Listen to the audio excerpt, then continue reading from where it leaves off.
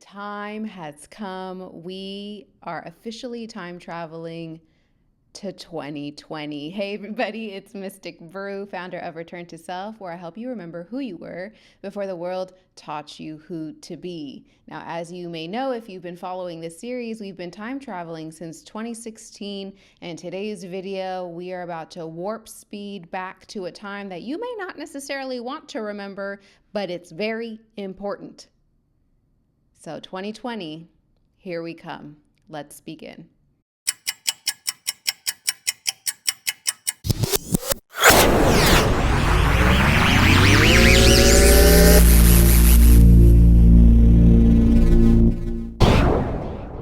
Starting off with the numerology of 2020, simple enough. 2 plus 2 is 4. So 2020 was a 4-year. You may have already guessed that if you watched the last video, because 2019 was a 3-year.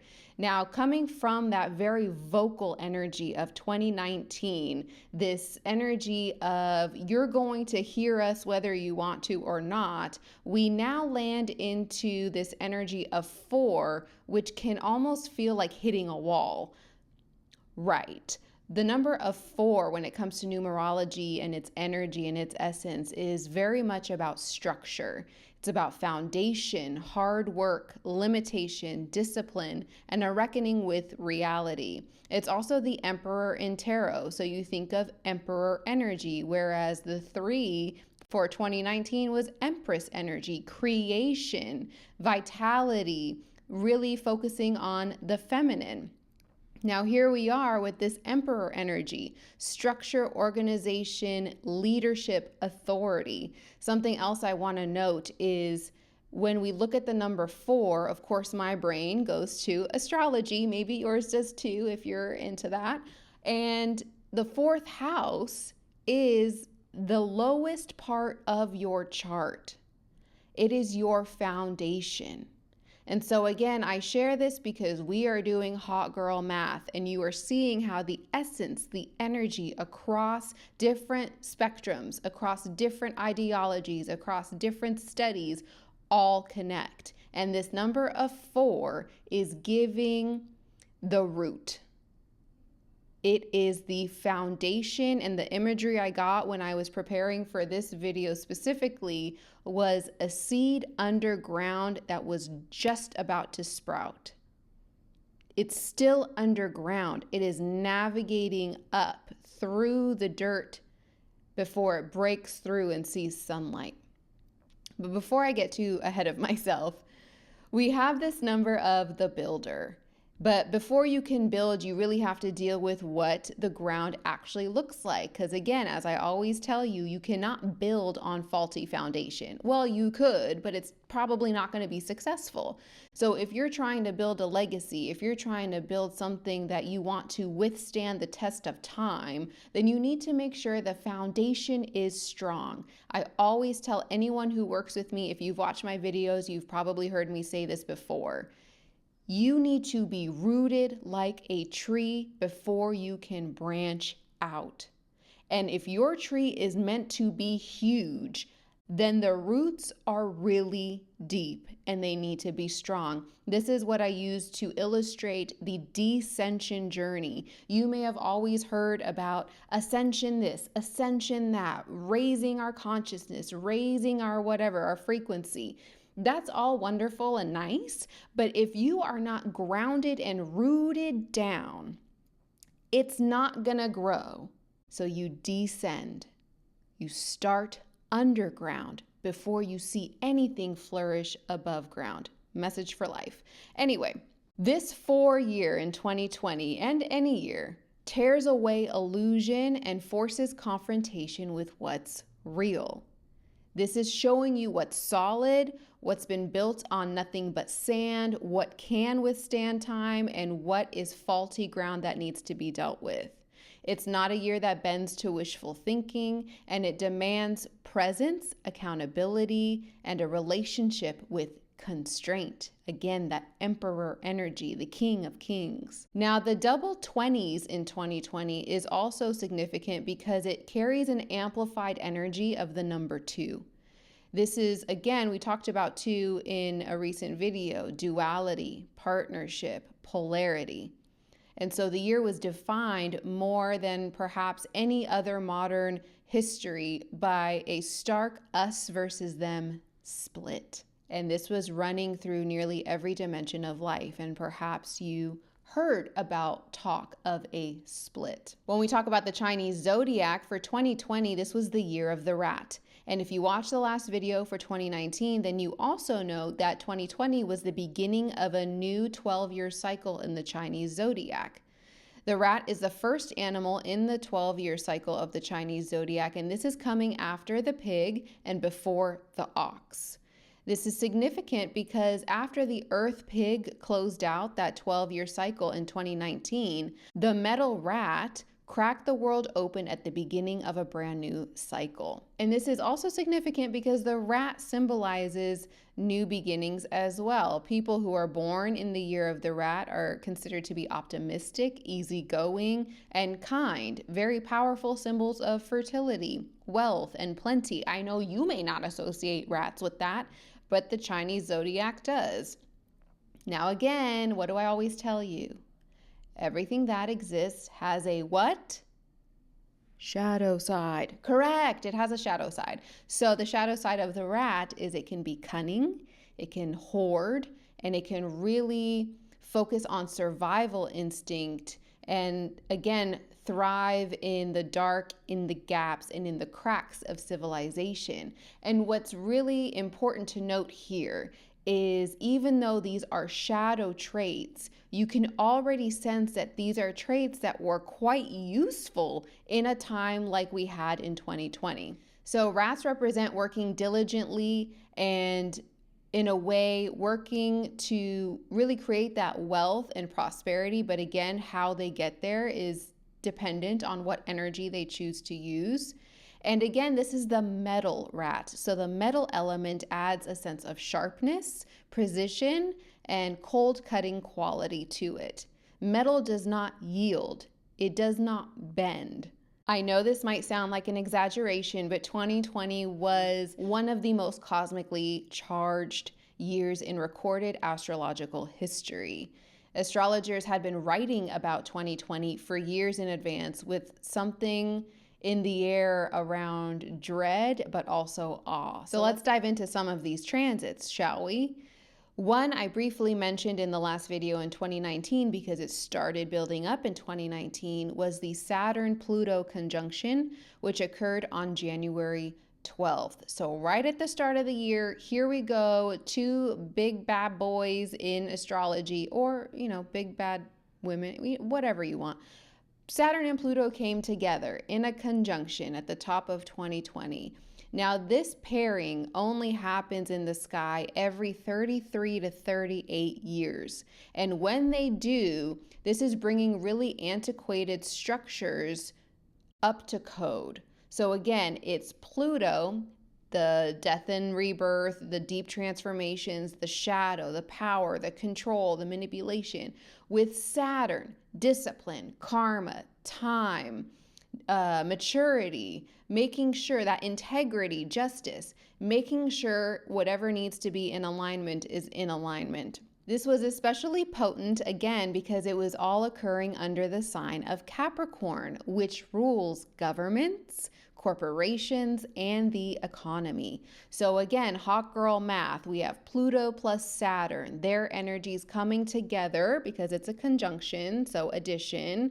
That energy, when there's a conjunction in astrology, it's like a merger. So we have a Saturnian, Plutonic, hybrid energy that is now in the sign of Capricorn. So this energy is being especially potent in these areas: governments, corporations, economy, anything that has to do with business, structure, longevity, legacy, all of that Capricorn energy. So on January 12th, Saturn was conjunct Pluto at 22 degrees Capricorn. Now again, with astrology, there's always another layer. It is so expansive, it is so deep that this is why I love astrology. I'm never going to get bored with it. There is always something to learn. The degrees are significant too. And 22 degrees, not to frighten anyone, is the kill or be killed degree. And so with these two coming together, while also the Sun and Mercury being in Capricorn at that time. So now we're having another house party. There's a board meeting happening. We have the Sun, we have Mercury, we have Saturn, we have Pluto, all of them coming together in Capricorn. This is a news event or some sort of variable from the outside world to create a powerful reshuffling of the order of things so that a new order would emerge at a micro, social, and macro level. And we saw that when the first cluster of mysterious COVID-19 cases in China were announced to the world in January 9th. 3 days later, after the world found out about COVID-19, that conjunction was exact. Something else astrologically was that Jupiter also was conjunct with Pluto 3 times in 2020. April 4th, June 30th, and November 12th. Now again, depending on how deep you want to get into it, and if you like extra credit, write these dates down, and when you start reflecting, as we always do at the end of these videos on your personal journey, think back what happened April 4th in 2020 in my life, what happened June 30th, what happened November 12th. As I mentioned before, Jupiter amplifies whatever it touches. So when Pluto encounters Jupiter and Saturn, because Saturn's already there, it strips away anything artificial. It tears down any social constructs and really exposes deeper truths. Pluto conjunct Saturn reveals the toxicity of rigid structures, rules, hierarchies, and now with Jupiter entering the mix, entering this equation, it peels back any false optimism and inauthentic beliefs, which again would be the shadow side of Jupiter. Then there was another conjunction in 2020, which was actually called the Great Conjunction. Perhaps you remember this. It was when Jupiter and Saturn came together in a conjunction at 0 degrees in Aquarius on December 21st. Now, this is important because 1, Jupiter and Saturn are coming together, and 2, because 0 degrees in astrology is also a very important degree. This is fresh energy. This is brand new. This is the birth of all things. So it was a really significant way to close out the year because now we were just going through all that stuff in Capricorn, and here's Jupiter and Saturn coming together to take a drive together into 0 degrees of Aquarius, which is the next sign. So what does that look like? Well, the last time this happened, major innovations in printing and paper manufacturing made it possible to disseminate ideas in mass, press, publishing. The winter solstice of 2020 also marked the end of a 200-year Earth sign era of power concentrated in institutions, capital, and corporations. And so now for the next 200 years, it's going to be all about air sign energy. This is centered on information, networks, collective intelligence, and ideas. Oh, you thought we were done? No, because then in March and April of 2020, Mars now comes into the mix with Saturn and Pluto. So it starts coming up in there, and Mars is like, okay, so I like to think of the planets as people, like personalities. Saturn is like that doctorate professor who's a mentor, but also kind of like annoying and maybe a dick sometimes, but you also you want to impress them because you know that they know what they're talking about, even if they're a bit rigid sometimes. Pluto is kind of like that witchy friend that's a little goth, a little dark, a little mysterious. You don't know if you're safe or not because you know that no matter what, the truth is going to be revealed, and that scares you a little bit. And then Mars is like that friend that's just like ready to go. Think of Aries. Aries is ruled by Mars. So is Scorpio traditionally. But Aries is that energy where it's like it's either going to be chaos or it's like the friend that you want to have your back because they're ready to fight if necessary. You know what I'm saying? So now Mars is all up in here with Saturn and Pluto, intensifying this activation and forceful expression. So from August until December, Mars entered and retrograded in Aries, actually, squaring Jupiter, Saturn, and Pluto in turn. So again, Mars didn't enter Capricorn. Mars entered Aries, and Aries and Capricorn square each other. We've talked about squares, but as a refresher, this is an angle that creates friction and tension. So there's already all this going on in Capricorn, and now Mars is over here, and that energy is hitting each other. To put it succinctly, it's a volatile period. And then lastly, the nodes shifted from Cancer and Capricorn to Gemini and Sagittarius on May 5th. So this was moving the collective lesson that we experience with nodal shifts from institutions versus care, Capricorn versus Cancer, into information versus belief, Gemini, Sagittarius energy. So this was the explosion of misinformation, competing narratives, and the war over truth about the pandemic, and the election was running precisely along this same axis. Something else I just want to note quickly is throughout 2020, every single planet in the solar system was retrograde at one point or another. When a planet is retrograde, it is a time for reevaluation, for reflection. Again, it's an illusion that the planet's moving backwards, but it's also a sign for us to see what did we miss? What do we need to sort of check back on? So it almost was like the entire cosmic mechanism appeared to be pausing, reviewing, and then demanding some sort of conclusion with the past before anything new could be built. Everyone was forced inward, and we saw that. The world literally paused. People were forced, whether they wanted to or not, to sit with themselves. The distractions were taken away. The coping mechanisms were taken away. We were all being asked, what happens when you just have to sit with everything that you've been running away from? Now, getting into national news, as you may have already guessed, the big headline for 2020 started on January 9th when the World Health Organization announced that a cluster of mysterious pneumonia-like cases in Wuhan, China, in late 2019 may have been caused by a previously unidentified coronavirus. By the end of that month, cases of the new virus were confirmed in Thailand, Japan, and the United States, totaling 9,800 total cases and more than 200 deaths. By March 11th, the WHO declared COVID-19 a global pandemic. You probably remember where you were. This was one of those very defining moments in history. I certainly remember. March 8th was International Women's Day. I went to a women's dinner. I spoke. It was great. I looked great. I was wearing a really cute white jumpsuit. And that was the other thing. 2020, maybe you were there with me, felt at the beginning like things are happening. There was this excitement. There was this feeling of there's going to be momentum. Things are going to move forward. Then shoot to like March 10th, I'm at brunch with someone I hadn't seen in forever.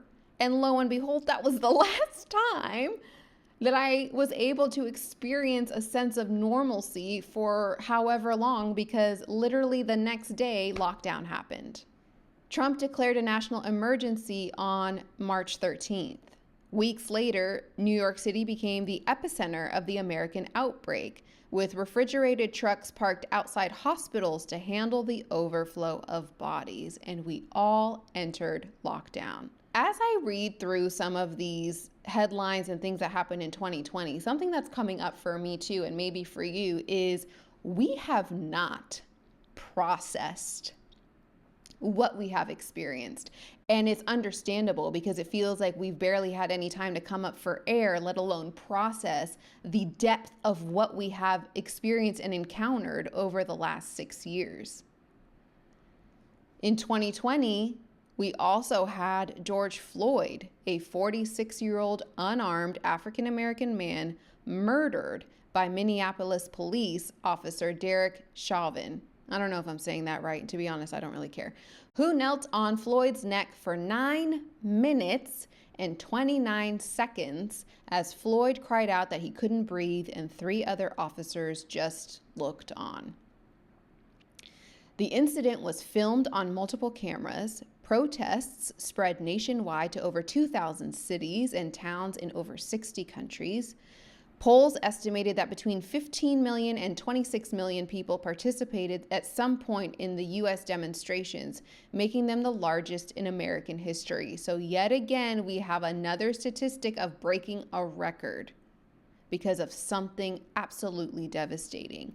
Now, as you can recall, this was also a moment that really kind of broke the door down to face race relations in this country more broadly. Americans had to reckon with the nation's history of racial injustice, with many white Americans paying new attention to Juneteenth and the 99th anniversary of the Tulsa Race Massacre, as Oklahoma schools announced they would finally begin teaching it. Now, in 2020, we also had an election coming up, and Joe Biden chose Senator Kamala Harris as his running mate, the first African American, first Asian American, and third female vice presidential candidate in U.S. history. In November, Biden and Harris defeated Trump and Pence. Both candidates received more votes than any other U.S. presidential candidates in history, with Trump receiving more than 74 million votes and Biden with more than 81 million. As you may recall, Trump refused to concede, launching dozens of failed legal challenges, and began laying the groundwork for what would culminate on January 6th, 2021. But we'll focus on that in the next video. Ultimately, in 2020, the U.S. lost more than 330,000 people to COVID-19 by the year's end, and more than 1.75 million globally. Now, as far as international news, on January 3rd, a U.S. drone strike at Baghdad International Airport killed Iranian General Qasem Soleimani. Sorry if I'm butchering that. Bringing the U.S. and Iran to the edge of open conflict. My, how history always finds a way to peek out just when you think you're done with something. In August of 2020, a massive explosion devastated Lebanon's capital at Beirut after a fire detonated a stockpile of almost 3,000 tons of ammonium nitrate. More than 200 people died and thousands were injured, worsening already existing homelessness and healthcare crises. And here we are in 2026, and we are in conflict with Iran, and Lebanon is also dealing with that impact, and I am sick of it. Brush fires in Australia in 2020 also killed dozens of people, destroyed tens of millions of acres of land, and took a devastating toll on wildlife, especially native koalas. The catastrophe actually began in late 2019 and continued burning into the new year, which then makes me think of 2025? Was that when we had our LA wildfires? We'll get to it in the video. As you know, the COVID-19 pandemic reshaped the entire world order. Borders were closed, economies collapsed, supply chains were fractured, and the largest global recession since the Great Depression took hold. And perhaps a little silver lining in 2020. Harvey Weinstein was sentenced to 23 years in prison in March, a closing chapter for one of Me Too's defining cases, days before COVID shut everything down. Now, when it comes to pop culture, 2020 really shifted the game because we were all being asked to pivot in some way, to find new ways of relating, of creating community, of having connection when we weren't even allowed to really go outside. So we saw a lot of culture as survival. So this was, again, the boom of TikTok, social media.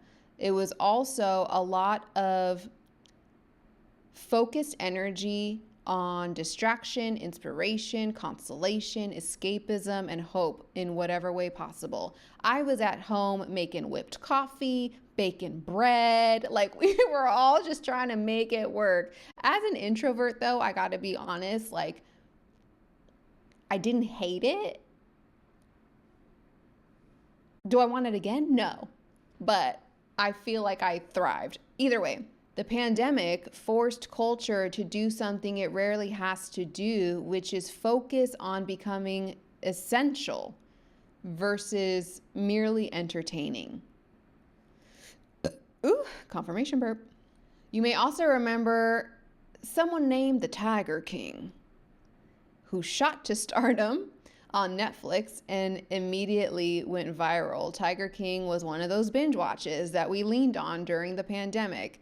And for those who don't recall, this was the story of captive big cats and murder for hire plots and deeply unhinged personalities. So it was like the perfect hot girl math equation for a world that was suddenly trapped at home trying to make sense of chaos. We also saw the boom of Zoom. Whoever invested in Zoom before 2020, you are probably doing very well.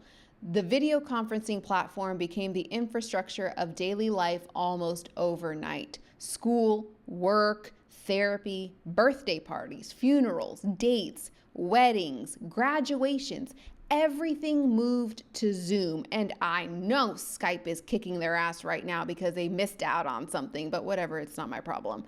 Everything moved into meeting online on Zoom. And it was both a miracle because it still gave us a way to connect, but it was also kind of exhausting. And so Zoom fatigue definitely became a term that we were well acquainted with. The George Floyd murder really set fire to the Black Lives Matter movement in culture as well. And it was not just in the streets. It was corporations issuing statements, statues coming down across the US and Europe, Hamilton being released on Disney Plus on July 4th to enormous viewership. Beyoncé releasing Black is King on Disney Plus as a visual companion to The Lion King, a celebration of Black identity and African heritage. And she also released Black Parade on Juneteenth, which would earn her 9 more Grammy nominations. On August 28th, Chadwick Boseman died at 43 years old of colon cancer, which is an illness he kept secret from almost everybody. Still making movies in between surgeries and treatments. The world mourned an actor who was not just immensely talented, but also radiated this regal sense of dignity. He had played Jackie Robinson, James Brown, Thurgood Marshall, and T'Challa, as we may remember, in Black Panther. His death devastated a global audience who had no idea that he was sick and felt like the loss of something irreplaceable and sudden. In the same month, Cardi B and Megan Thee Stallion released WAP, which I'm not going to explain here, but you know what it is. It was an unapologetically and explicit anthem of female sexual agency. It also generated enormous cultural debate about whose sexuality is acceptable, visible, and celebrated. And speaking of sexuality, Elliot Page announced that he is trans. My Name is Elliot was a landmark moment for Hollywood's trans community. Netflix also dominated a captive global audience with The Queen's Gambit and The Crown. The Queen's Gambit became the most watched scripted limited series in Netflix history, which was a story about a brilliant, isolated, addiction-prone young woman who dismantles a male-dominated world on her own terms with chess. And The Crown Season 4 brought Princess Diana to a new generation. Lastly, with music, The Weeknd's After Hours defined the year's dark, empty, street sort of aesthetic. Taylor Swift surprise released Folklore and Evermore. Stripped down, introspective, pandemic albums that felt like something that's birthed through long isolation. Dua Lipa's Future Nostalgia became the album people danced alone to in their kitchens. And BTS also broke records globally. And I just want to note, especially with the 2019 video, and you may have seen this if you're subscribed to my Substack, I also shared some downloads I was getting after the fact when I was editing the video. And something that was so loud was Billie Eilish and her album, When We All Go to Sleep, or what is it? When we all fall asleep, where do we go? Sorry, there's a lot going on up here right now. Lots of tabs open. That was significant. And if you went to my Substack, you know why. There was a sense of foreshadowing there. So I'd like us to really focus on music. It feels like music is also telling us something, because remember, everything is hidden in plain sight. And I'm just saying, I don't know. I don't know anything, but I know, you know? So I'm just saying we should pay attention to music. So when you're doing your hot girl math, especially if you're like a music person, please chime in the comments, because I feel like music tells us something. So let's review really quickly the top headlines for 2020. We have the COVID-19 global pandemic. We have George Floyd's murder and the Black Lives Matter protests. We have Biden and Harris winning the presidential election. Trump being acquitted in his first impeachment trial. Kobe Bryant's death as well was on January 26th. Australian brush fires, the assassination of Qasem Soleimani, the Beirut explosion, the COVID-19 vaccine breakthrough, and the Great Conjunction with Jupiter and Saturn at 0 degrees Aquarius. So again, what are the themes here? Where is all of this overlapping? What were we being shown? What are the cosmic clues trying to tell us? What's the through line? Number one, the ground was giving way. This was a forced confrontation with reality. So we saw it with the 4 numerology. We see it with the metal rat's cold precision. We see it with the Saturn-Pluto conjunction, the pandemic. 2020 was a year where every system, institution, relationship, perhaps even personal relationships, but we'll get there, and beliefs had been propped up by momentum, avoidance, or sheer denial, and it was just forced to stop. Whatever was built on unstable ground and was not sustainable crumbled.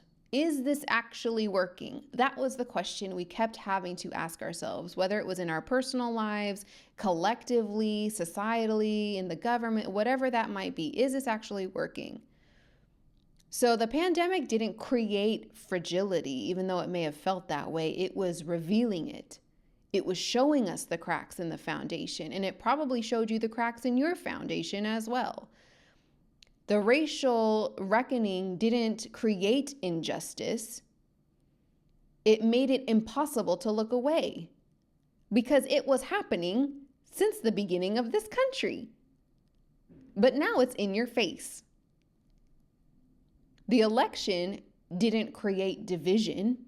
It crystallized it. The year was a relentless audit of everything that had been built on unstable ground.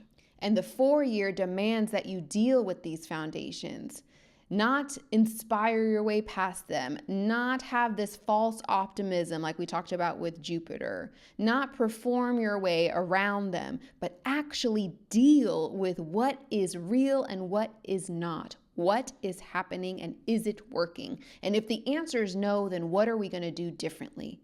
Number 2, there was a radical isolation. There was a forced inner journey that was being cultivated in 2020. Every single planet was retrograde at one point or another. So every single planet, which also represents different themes within our experience here, different archetypes, was being asked to be reflected on. The entire cosmos were echoing what was happening on Earth.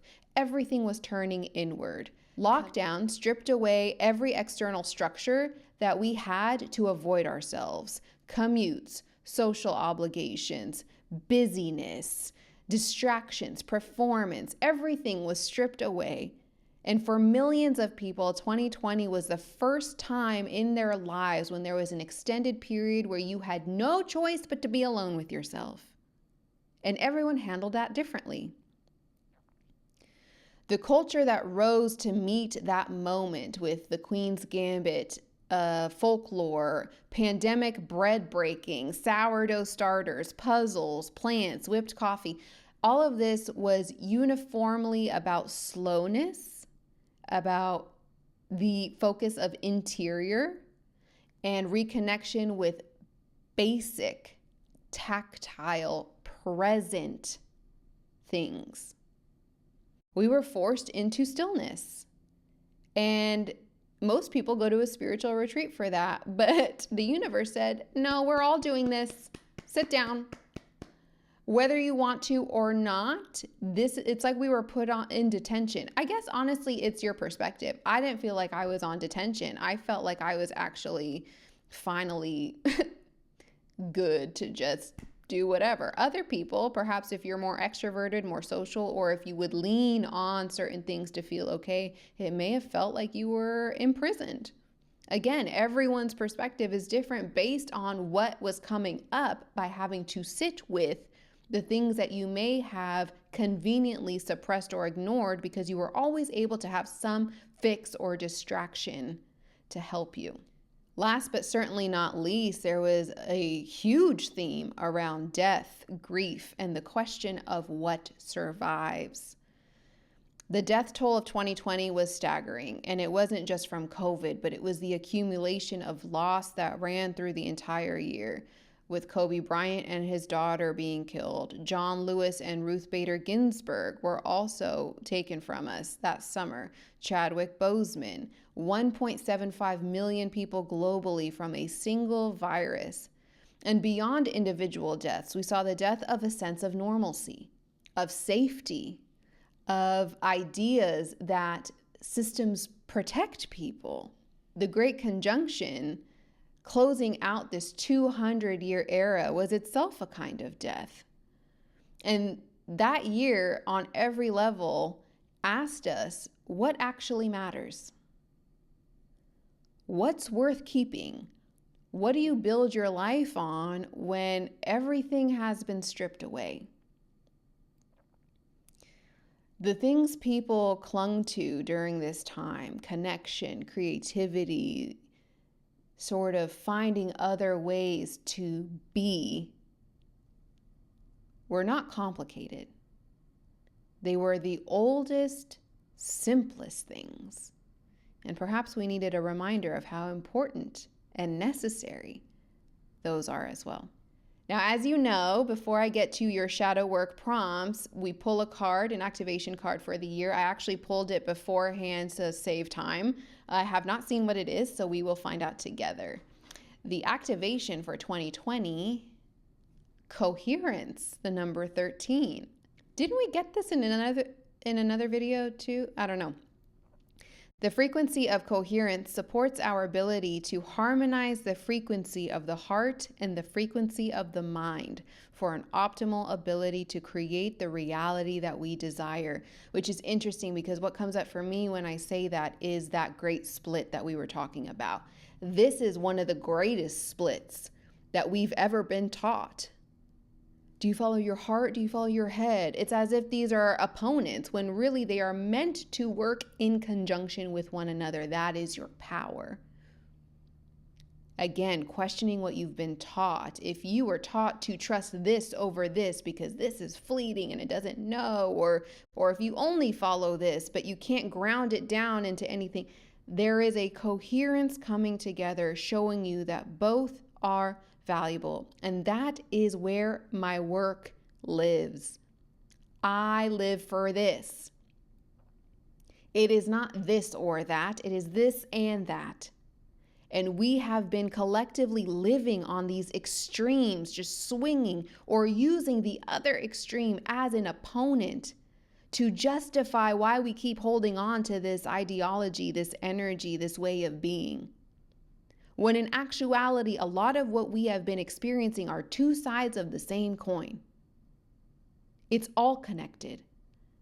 So if it's all connected, why would we try to create a split when we want coherence? That creates fragmentation for you, for society, for the country, for the world.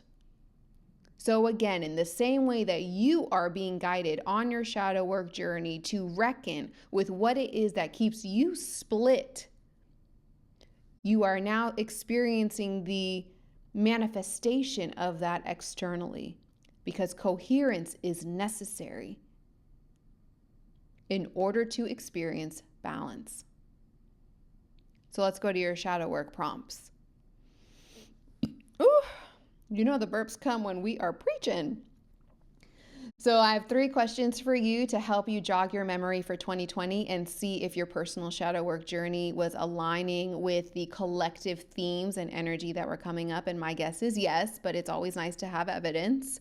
If you want to dive deeper, if you really want to get into it, I offer additional prompts to really get into it on my Substack for paid subscribers, which is linked below. The first is, what in your life was revealed to be built on faulty foundation? Number 2, what did the forced stillness bring to the surface? And lastly, what are you carrying that hasn't been properly mourned? Something else that came through right now too, for whoever may need this, if you find yourself struggling with these prompts and not really sure where to go, but you have a card practice, or maybe you just got an oracle deck or a tarot deck or whatever you want, that's what this is for. Let it help you. Ask the question, hold it in your mind's eye, shuffle, or just pick a card and see what comes up. It's probably related. It's probably going to give you a starting point. And with that said, just so you're aware, if you're local to the LA area, I host monthly shadow work through tarot and poetry workshops. The next one will be, well, you're going to see this on the day the next one is, with the Libra full moon on April 1st. So just make sure you're subscribed to my Substack, www.returntoself.me. But on April 11th, I am also hosting a Dark Side of the Moon workshop. This will be a way to decode your emotional underworld by looking at your moon sign in astrology and really getting into the good stuff that it tells you. I love astrology because it offers a blueprint to what is happening unconsciously. That's why I focus on psychological astrology. And when I started to learn about my moon sign, that's when things really started to connect and make sense, and it was humbling. But it was also very healing. The moon sign is all about your emotions and what survival strategies you created to be able to feel safely. And even if you don't know your moon sign, I'm going to show you how to find out at the top of the workshop. So if you're interested, that's also linked below. Tell your friends. And as always, thank you for sharing this time with me, for trusting me with this guidance, for letting me yap about the things that make my nerdy little heart flutter with joy. And hopefully, I will continue to see you as we time travel through the cosmos to grab these clues and do some hot girl math. Until next time.